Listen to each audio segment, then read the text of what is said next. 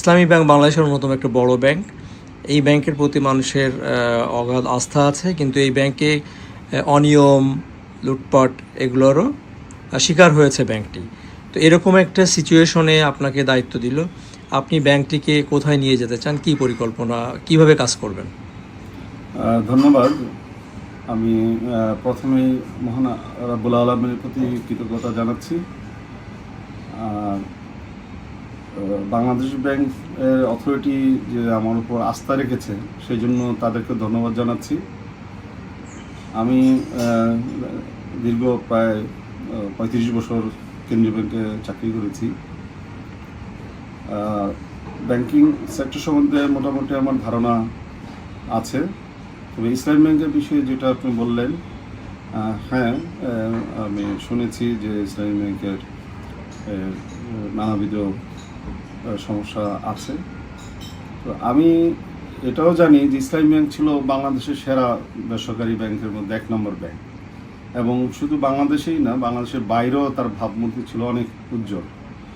তো আমি প্রথমেই যেটা দায়িত্ব নিয়ে করতে চাই, এই যে ভাবমূর্তির যে বিষয়টা 1 নম্বর ব্যাংক ছিল, সেটাই হবে আমার প্রধান লক্ষ্য, এবং ইসলামী ব্যাংকের উপর মানে আমানতকারী সহ সর্বসাধারণের আস্থা ফিরিয়ে আনা, এটা আমার প্রধান কাজ হবে।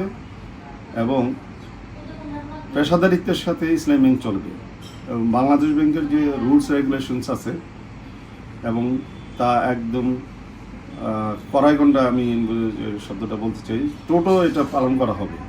এ ব্যাপারে কোনো বিজনেসের স্বার্থে ব্যাংকের নীতি নৈতিকতা, ব্যাংকিংয়ের যে আছে, এই সাথে কোনো কম্প্রোমাইজ করা হবে না কোনোভাবেই।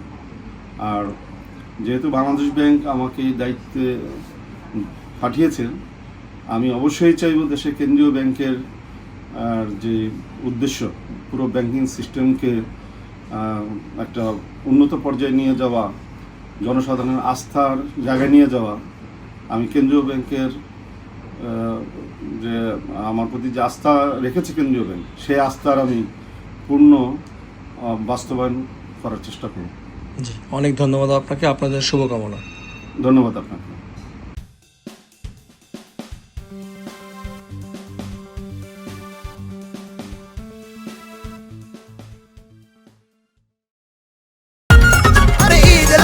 মনে খুশি জোয়ার সবখানে, আর ঈদ লাগছে মনে, বিকাশ পেমেন্ট সব